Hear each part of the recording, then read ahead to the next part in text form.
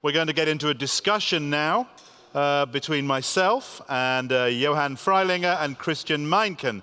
Johann is head of marketing and sales and co-founder of SAP XM, and Kristian is managing director of Pilot and Co.KG. So we're going to see a short presentation, maybe 5 minutes. We're going to open a conversation about that presentation, and then we'd very much like input from the audience. So if you haven't paid attention at any point during the day, pay attention now, because I shall be coming amongst you to ask for your contribution to what is a very important debate about the interface between monetization, technology and media. Please welcome, just to give us a short presentation to introduce, Johann Freilinger. Johann. I've been here last year and I held a presentation about the problem that we lose about 60% of our, that advertisers lose about 60% of their budget on the way to turning it into inventory. That discussion, since ever then, has continued a little bit. So we see that large advertisers like Procter & Gamble and others stand up against it. I would like to talk a little bit about today what the solution for that problem may be. And we heard some say and discuss about Google and Facebook. And I would like to give you some figures to get us warmed up for the panel discussion a bit later. So first of all, we had, and this is a US-based number, we had a 20% ad growth in the US in 2016, according to the IAB. With that, we had a 17.6 billion total ad spend in digital, only in digital, also according to the IAB. And now the interesting piece about that is, if you have that growth, where does it go to? Where does the growth go to from the advertiser money that is being spent? And that was 90% Facebook and Google. 90% Facebook and Google on every incremental ad dollar spent in digital in the US. Think about that for a second, because the reciprocal thought, so to speak, is that the traditional ecosystem talks about 10% leftovers. So every traditional publisher, whether it be Bloomberg in the US, who we just heard, whomever, 10% leftovers. 90% of every incremental ad dollar go into Google and Facebook. Why? Why? So the question really is, why is that? And how does the old or the traditional ecosystem, how can that survive? We think there's two things that made that happen, besides some other things, of course, but the two main things is a huge user base and data intelligence about that user base. Now, what does that create? It creates relevancy. Now, if you can create relevancy to an individual in digital, then you can create conversions, you can create success, you can create sales. You cannot create sales just with content without the data. And that is why the key reason why that money goes into Facebook and Google and nowhere else, except for the 10% I just mentioned. So, what's the alternative? What's the alternative to that scenario? There is none unless we create one. And we heard a pitch this morning. I don't know who of you was here, but I think it was one of the first speakers talking about that we can only do this together. No one can do this alone because all these publisher inventories from traditional publishers are fragmented. The data is fragmented in the sense of matching an ecosystem like Google and Facebook can provide it to advertisers. So we need to find a way across inventories, across various publishers, to emulate and create an offer as compelling as the one that Google and Facebook have, because otherwise we will be stuck with the 10%. The 10% will not go up unless something fundamentally changes. So this is a proposal on how such an ecosystem could look like, including publishers, advertisers, digital agencies, media agencies, and creative agencies. Right? You think about an alternative or an alternative offer to Google and Facebook where you emulate and scale the user base and the data that you have in the cloud. That's what this shows. Now, when you think about data, there's one thing that Google and Facebook do not have, but that we have. And that is first-party data. When we think about the advertiser side. If you look at the left side of this, and you think about this end-to-end, then you see corporate data, i.e. what we refer to as owned media. If you take a large brand advertiser, he of course has e-commerce websites, e-commerce. He does have they do have their own apps. They do have their own websites, i.e. they are becoming publishers as well. Why are they doing that? Simply because they would like to have a connect to the consumer, as does Facebook, as does Google. They would like to know as much about them as Facebook does and Google does. And that's why they are more and more becoming publishers. Red Bull, by the way, is a good example for that. So if you think about that left side and you think about first-party data and how to leverage that, and you would like to connect it with the right side, which is what is available in the web, what is available in third-party, and what is also available with traditional publishers, then you have a chance to create something new, and that's what we would like to discuss a bit later, that is as compelling in its offering as Google and Facebook are today. So part of that is to include implicit knowledge of traditional players. So I go back one slide. You see here that that media agencies, of course, do have implicit knowledge on how to best plan and how to create media planning and then how to execute on it. That implicit knowledge, to connect that is just one example. Creative agencies, of course, also have explicit knowledge. Digital agencies have explicit knowledge. So these should be part of that ecosystem. So that's why we have brought Kristian Meinken with us from Pilot today to have that discussion. So our proposal is really to create a new future for agencies and publishers together, instead of trying to do that in a siloed way and singularly. You're invited for the discussion, but also for questions, of course. Thank you. So come and join us, Johann. So this is something that is widely believed to be needed.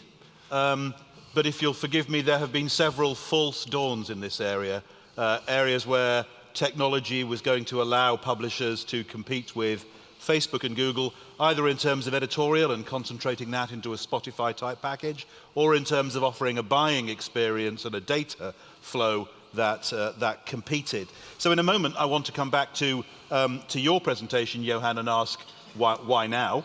Mm-hmm. But first, Kristian, can you tell us a little bit about your involvement in this area? You have two hats today. You're here with two companies. Just explain to us how you're connected to this and what your view is on this issue of publishers taking back an element of control and being a little bit more in the front seat when it comes to buying advertising, or selling advertising. quite a few questions. I try to answer it in a row. So yeah, my first set is with Pilot. We are a leading media agency focusing on the DACH markets, also offering services in the fields of creative, technology, and data. We offer that to advertisers like the Otto Group, Oetker, or Procter & Gamble. And on the other hand, I'm bearing head of a company that we founded last year. It's a technology company that brings a key workflow software that we have developed for our own purposes to the market. It's called Mercury Media. And that is also the key. Well, we have two relations. So one, of course, is based on our agency business with the clients that we service there. And on the other hand, it's about integrating the software that we both offer to the market to create a broader suite of services, because we both believe that it needs a better orchestration of the workflows and the business processes, also besides the key and large ecosystems that Facebook, Google, and potentially Amazon offer. Okay, so to be devil's advocate for a moment, there are demand-side platforms, supply-side platforms. There are a lot of platforms out there. What is the problem that this new venture, this new approach, is going to fix? What's broken about the way brands buy advertising now? Kristian, can I start with you and then move on? Yeah, happy to answer that. So there's one key thing broken, and that is you mentioned a lot of platforms. Most of them are strong in their purpose. But actually, when it comes down to the key business process that takes care of the investment across these platforms, and way too many cases, almost all cases, you come back to email, Excel, and file servers. So you manage investments through strong platforms that run the delivery of advertising in different ecosystems, different ways, bringing different data. But the process that controls these kind of investments is relying on legacy infrastructure. This is remarkable. My own background these days, my agency works with banks, creating content for them. And if you look at how the slick bank interfaces work, behind there are a lot of people with spreadsheets and post-it notes. It's astonishing. So there's a real need, I think, in lots of areas for that back office functionality to be updated. So I fully accept that. But to move forward a little bit, Johann, we saw your presentation. Perhaps you can answer the same question. I get that the back office could definitely be improved. Workflow for everyone could be improved. But what's broken that this new platform will fix? I think it's the connect between advertisers and publishers that's broken. So advertisers no longer understand what publishers are doing and vice versa? No, I'm saying, think about this. So an advertiser like Procter & Gamble, for instance, and we all saw that discussion in the last 2 weeks. It's a huge discussion because Procter is in the double-digit billions in spend. It's the largest advertiser in the world. So that company took up the discussion and said, we lose too much money from initial spend to turning it into inventory.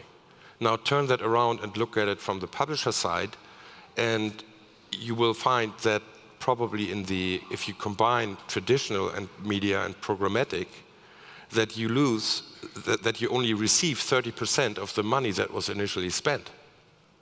So that value chain between these two entities is broken. So how do we fix that value chain so that more money from an advertiser can be turned into inventory by connecting them directly in the cloud, in a network? That's why I just showed that example. How do we do that? So if you think about the systems that these Fortune 2000 companies run, these are SAP systems. So 87% of the F2000 run on SAP. So why don't we connect them directly? Direct procurement, ERP to ERP, right? Data in a trusted intermediate in the cloud to attribute and find the right target groups across the inventory of the publishers, of the traditional publishers. So just to be clear for this audience, an ERP system is the enterprise resource planning system that most large corporations use to do everything from human resources to finance to procurement. Supply chain, production, And you're all talking that- about direct links between the ERP systems of Yes. large corporations and the ERP systems in media houses. Exactly. What Kristian just said is absolutely true. Look at BCG, look at Bain, look at McKinsey studies. Marketers run around with Excel spreadsheets. Yes. So we've basically mapped all processes in all other areas of companies into software to make that more efficient. Except one area, marketing. So that's where we struggle, because we see disintegrated IT landscapes in marketing departments. We see data silos on the owned media side, on the left side of that slide that I just showed.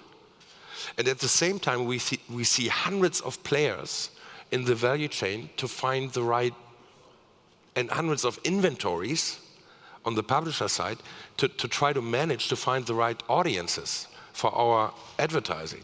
So how's that going to work with Excel spreadsheet? You tell me. And this is really interesting, because this system, this idea has been proved, as we said, in all sorts of other areas. But let's be honest, these are areas that we think of as a little bit less trendy, a little bit less creative, a little bit less driven by ideas and people. Kristian, from your point of view, is there a risk here that we're just turning what is a creative decision, where's the best place for my brand to be appearing, into something that is really a data stream? You're simply looking at what's the cheapest, what's the fastest, what gives me the biggest reach, and you remove the idea of a creative decision maker at the heart of it. I think there are two ways to look at that, and I believe both hold true. One is you need some level of experience and creative understanding of discussing brand fit, also in terms of looking forward. On the other hand, what I believe is that we need to look differently at why we decided in the past for a certain placement, like what drove context, the right context for brands, and to what degree can we reiterate on that through a more algorithmic approach to looking at the different parameters that drove this kind of decision. So one thing is to look at a bundle and say, this bundle is the perfect place for my brand. And the other way is to look at an unbundled approach, let's say, in terms of different parameters. Some are very much discussed right now in terms of viewability and other quality parameters, but there are others as well that we could look into as parameters and bring back to a more algorithmic approach that also helps to protect greatness in terms of content. It makes sense, but whenever we hear the idea of large data sets being exchanged, we tend to think straight away of machine learning and AI. Is part of the possibility of a system like this to enhance that decision making and pass some of it over to, we don't like the word algorithms, but to allow that big data to enhance our decision making? Is that Yes, part of it? Absolutely. So the discussion currently about AI is a very hyped discussion, I would say. So, but it's obvious that that algorithm-based programming can generate insights in this huge mass of data that we're looking at, coming from the web, coming from web entities, coming from consumption of content, but also coming from the owned media piece that advertisers have. So these two worlds, owned media, earned and paid media, right? To make sense of it, you need to have an ecosystem that you more or less control with an identifier, for instance, right, which we are building right now, that allows you to see cross-device what people are doing. So to actually optimize your spend, to optimize your campaigns while they run, you need, and that's at least our view, you need a co-pilot function that is driven by AI. That supports the human decision making. It's like a co-pilot function. Yeah, yeah. Right? It's like, but it doesn't substitute human intelligence yet. It makes absolute sense. I wish we had more time, because I do think this is an Yes. enormously interesting area in terms Yes. of connecting the ERP systems of corporates to media owners. We're going to be hearing more about this, I'm sure. Yes. But for now, can I ask you please to thank our panelists? Thank you.